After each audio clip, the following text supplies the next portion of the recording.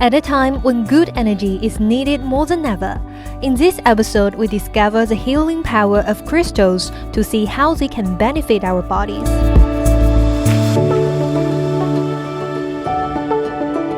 Hello and welcome to the new episode. I'm Chloe. I'm Michelle. I'm very happy to have Michelle joining me today. And what are we going to do today, Michelle? Today we're going to learn about the healing power of crystals. You will also learn how to do a crystal healing meditation to help with health and well-being. A survey in 2020 on how the pandemic had impacted the mental health of youngsters in Hong Kong showed that 67% of respondents felt lost about the future, with more than 70% showing signs of different levels of depression. So in this new series, we're going to explore different wellness activities that can not only benefit our bodies, but also nourish our minds. The ancient method of crystal healing was popular during the 1970s. It has made a comeback in recent years and boomed into a multi-million-dollar industry. But does it really work? It's actually a form of energy medicine, and it's very much based on the concept of energy, and it's very scientific in nature. And what this means is that everything in the universe is made of energy. The sand, the rocks, our bodies, ourselves, and crystals are actually made of vibrating energy. Crystals also are solidified light or energy. The light comes through in this particular crystal, which is a clear quartz crystal. It refracts and magnifies the light and the energy. It's more of a channeling crystal. Having learned the power of crystals for more than 20 years, today Michelle has brought various crystals with her, and we're going to learn about their different intentions and meanings, minerals, and shapes. So rose quartz is a really soothing stone. I liken it to like the mother's love. It's really nurturing, it's really calming. You feel like you're being wrapped up in cotton wool of love.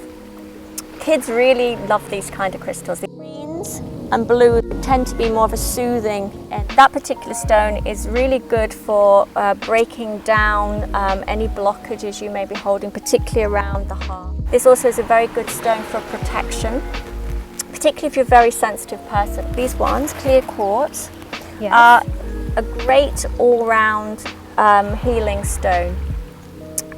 They can rebalance your energy, they help to harmonize your energy. Amethyst is very good to calm your mind and worries, to help with negative thinking and negative energies. It also is a very good stone to help you to sleep. Oh, definitely this one. To use the crystals, either lie down and place it on your energy centers or simply hold it in your hands. Next, Michelle takes me through a very short sit-down meditation.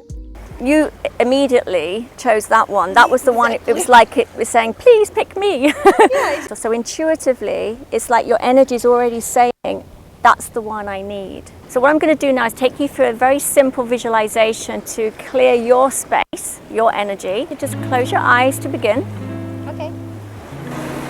And just begin by taking some deep breaths. Breathing in through your nose and then out through your mouth.